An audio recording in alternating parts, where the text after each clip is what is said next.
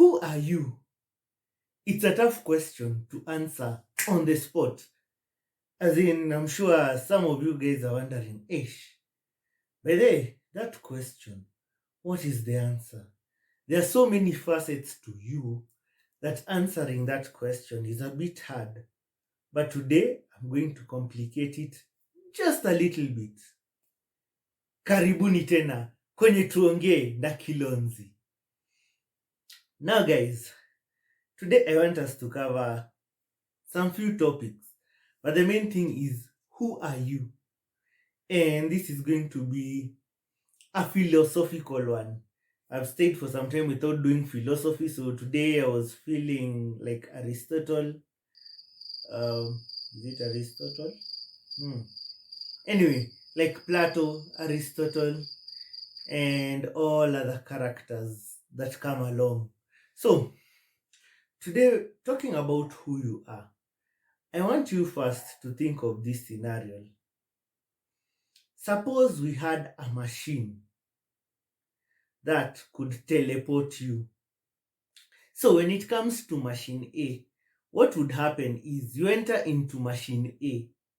Once you're in machine A, it scans atom for atom, everything, transmits that material to machine B, and then machine B assembles atom for atom as it was.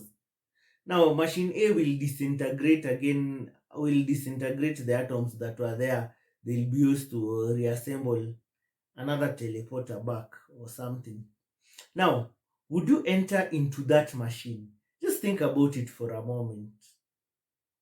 So you'll enter machine A, scans you atom for atom, then they are disintegrated. Then machine B reassembles atom for atom, and that's how you appear on the other side. You could do that for any other thing. You could do that for cake. You could do that for any other thing. But question is, would you enter into that machine A, be disintegrated, and appear on the other side? Would that you that comes out on the other side still be you?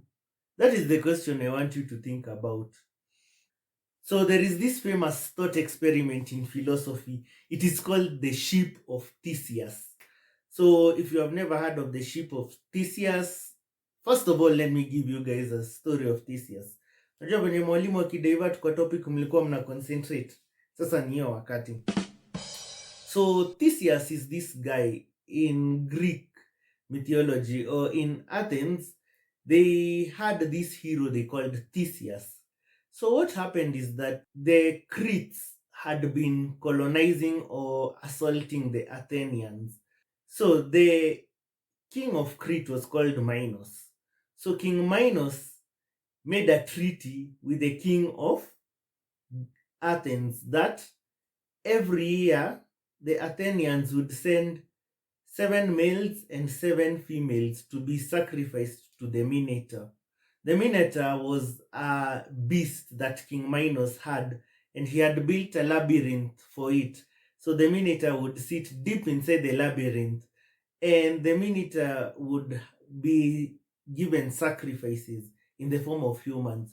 So the Athenians had to give 7 men and 7 women. Those are 7 young men, 7 young women, to be taken to be fed to the Minotaur. So basically, they were being sacrificed to the Minotaur. So that was the agreement that the Athenians agreed to, so that the people of Crete can stop attacking them. So what happened is that the king's son was called Theseus. So Theseus, after some time, was like, hey, this thing is not right. Actually, he had been born away, and once he became of age is when he now came to Athens, and he had a way to identify himself. His father had left him his sword, so once he saw, he knew, this is my son. So now Theseus decided that it's not right for every year 14 Athenian children are going there to Crete to die. So he decided that he would go as one of the children, and he would slaughter and kill the Minotaur. So once he reached there, the king's daughter, that is the king of Crete, King Minos, the daughter saw Theseus and whoa, he was like, hey manze, huyu jamaa bana, umse he can get it, he can get it. Kuja rusha game, unaweza pewa. I'm saying you can get it.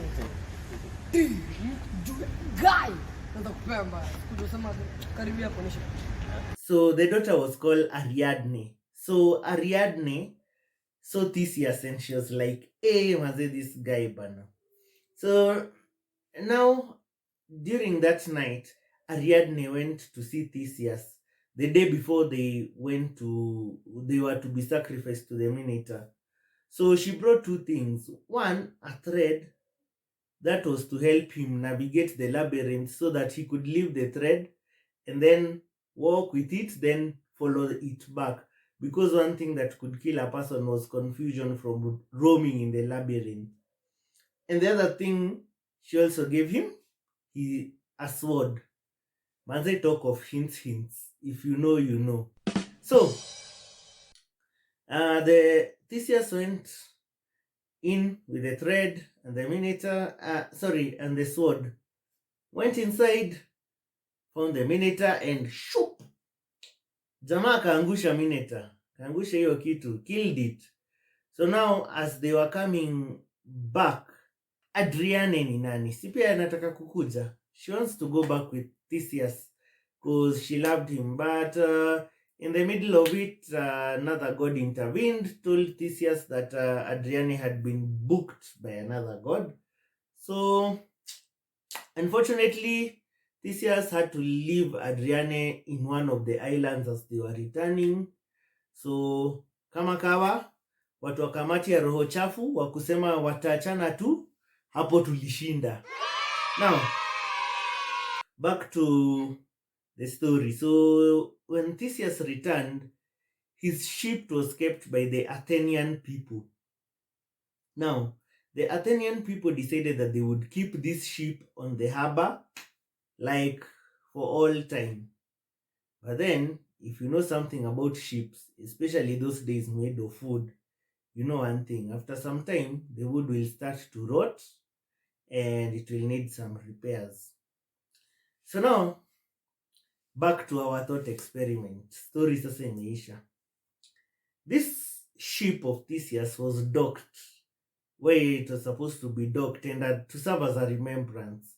But now the problem is, so slowly by slowly, wood needs repair, the piece needs repair, inatolewa, a new one is fitted in.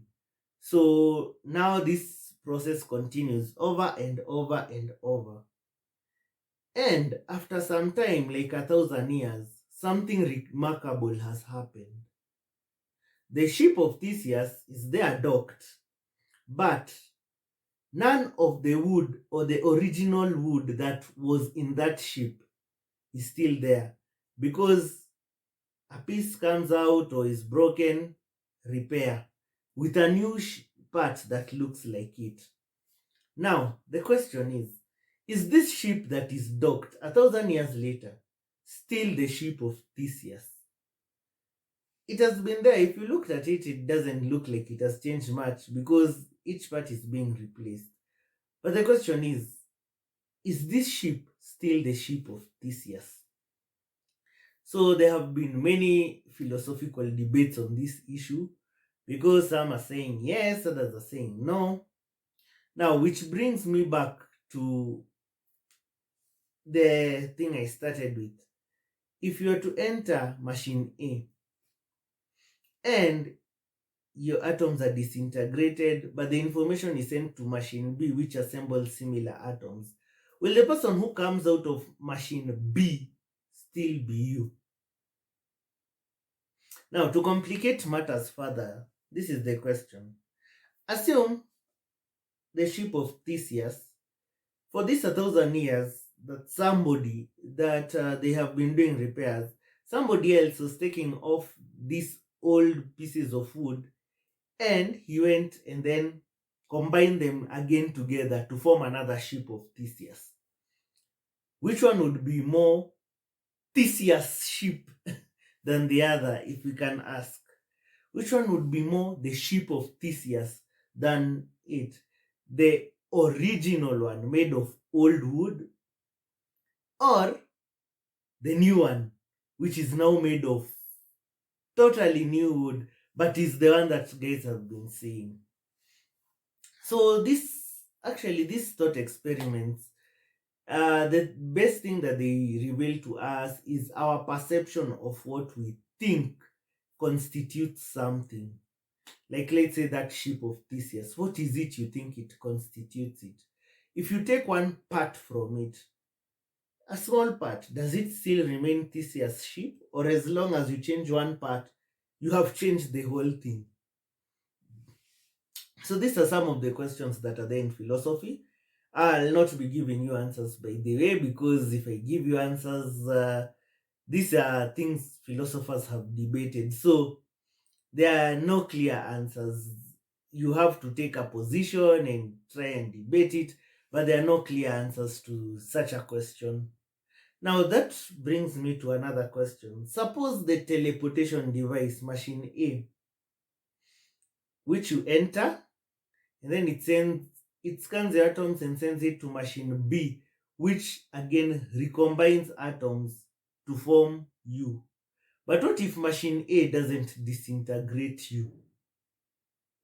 What if machine A does not disintegrate you, so that you are here and information has been sent to machine B and another person comes out to machine B who looks exactly like you with your memories and everything? Who will be the real you? They'll be having your memories and everything. It kinda gets creepy. Ama inafeel kama umevuta kawajakoya kidogo, kwa sababu when you start thinking in these terms, unaona aje? So basically the ship of Theseus problem just goes on to address, like, what constitutes something to be something. For example, even you as you are right now, as the ship of Theseus, your cells keep on being renewed. In fact, if you look at an atomic level, atoms enter and leave your body day in, day out. Your cells keep on being renewed. That's new material.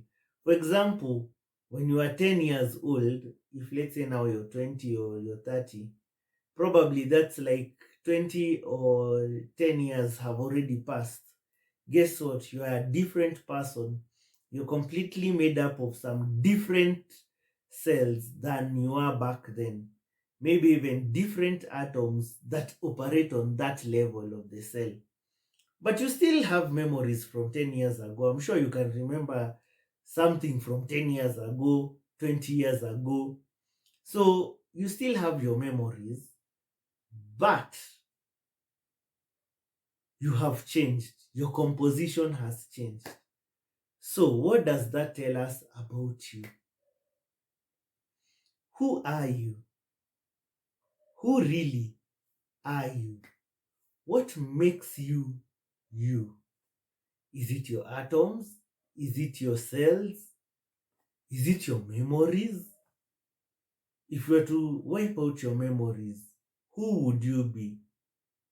Would you be able to talk? Let's say we leave your language perception. So these are some of the things that fascinate me, that makes me interested into learning more philosophy.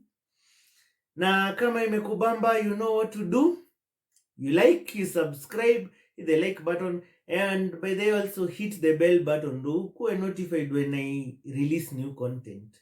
So today we're talking about the ship of Theseus. Hiyo najua ni something to think about on what makes you you. Mpaka another time, guys. Keep it tuongee na Kilonzi. If you have any questions, you know my email is down there. Na pia the comment section is still down there. So thanks, guys, and remember to keep it tuongee na Kilonzi.